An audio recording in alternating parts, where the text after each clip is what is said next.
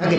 বাচ্চা যখন জন্ম নেয় না, তো যারা দাদি নানি চাচি যারা ওখানে ভিতরে থাকে, ও তারা এবারে বাচ্চা বের হবার পরে এবারে হাতটার নখগুলো ভালো করে দেখে টাকে, কান টানগুলো ঠিক আছে কিনা, সব কিছু চোখ টোকগুলো হ্যাঁ ঠিক আছে গো, ঠিক আছে, খবর দাও, বাচ্চা ছেলে হয়েছে মেয়ে হয়েছে ঠিক আছে, সব ঠিক হয়ে আছে, সব আছে, চোখ আছে, বুরু আছে, মাথায় চুল আছে, হাত পা ওর নখটুকু পর্যন্ত বেশ গুজিয়েছে।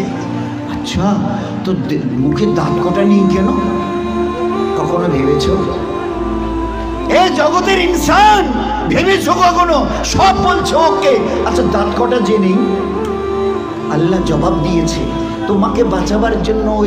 ওই সময় তোমার মুখে দাঁত কটা, যে আল্লাহ তোমার সব কিছু দিয়েছে, হাতের পায়ের নখ পর্যন্ত আছে, 2-4-5 দিন পরে কেটে দিতে হয়, সেখানে দাঁত কটা দিইনি কেন? তোমাকে বাঁচাবার জন্য।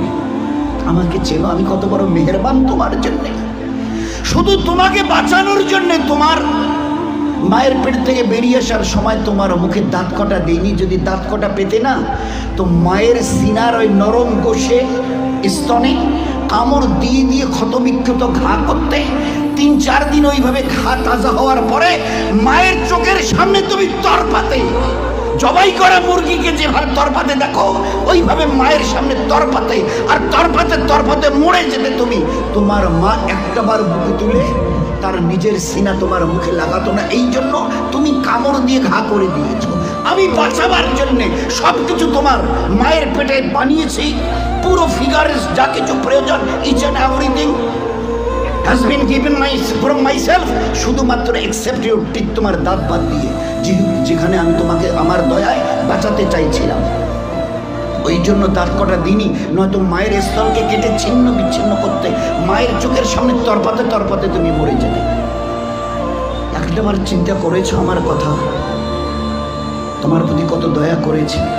ফের এই বাচ্চাটা হাদিসে পাকের মধ্যে এসে আস্তে আস্তে যখন বড় হয়, তার বুবুকে, ভাইকে, আব্বাকে কিছু খেতে দেখে, শব্দ এর কানে আসে, আমারও ওইরকম দাঁত থাকলে আমিও খেতাম।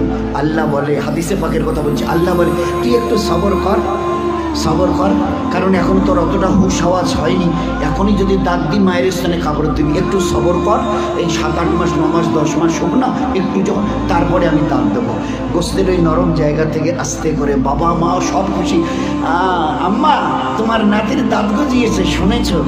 আচ্ছা, 2টো দাঁত গজিয়েছে, তো উঠতে দেখে সবাই খুশি। আচ্ছা, কখনো ভেবেছ এই দাঁতটা বাড়তে বাড়তে এই পর্যন্ত বারবার পরে আর বাড়ে না? Why? What is the reason of it? Who will give the answer? Who will give the answer? Anybody else of this world? আছে কেউ দুনিয়াওয়ালা, ও মডার্ন সায়েন্স মডার্ন টেকনোলজিওয়ালা, এই দাঁতকে গজাতে থেকে খুশি হয়েছো? বাড়তে বাড়তে এই পর্যন্ত বেড়ে গেছে, তারপরে আর বাড়ে না। কোন দুনিয়ার মডার্ন টেকনোলজি এর পিছনে কাজ করেছে বলো? বলো না তো। দেখেছো আমার দয়া? তারপরেও যদি যেভাবে বাড়ছিল, যদি আর 6টা মাস বাড়তো না, তোমার নিজের চেহারা আয়নায় দেখলে তুমি একবার দেখে আটকে উঠে বেহুশ হয়ে মরে যেতে, অজ্ঞান হয়ে মরে যেতে। কি বিকট চেহারা!